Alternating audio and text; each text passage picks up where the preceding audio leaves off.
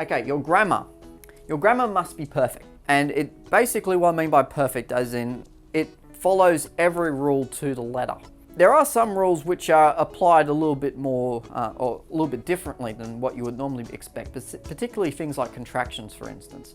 But there are other sorts of rules which are just applied a lot more formally.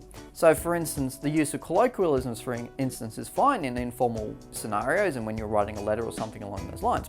But in a formal writing sense, what it does is create something which is vague, and also, particularly in cases like vernacular or language which is used by different groups of people, not necessarily easy to understand.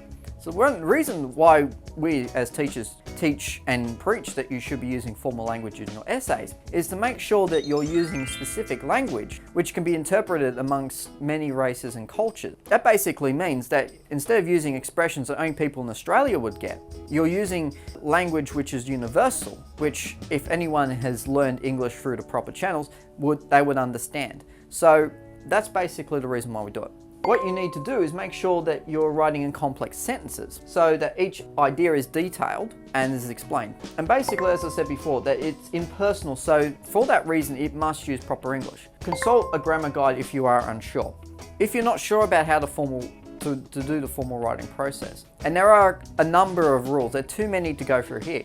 If you are unsure about your formal writing style, make sure you look at a grammar guide to just look at the kinds of expressions, particularly, that are not considered to be formal English. Focus on how you would construct your sentences in a formal manner. So for instance, instead of saying, I think this, you can just write, this is true because, and really just go into that argument based on your evidence and your facts.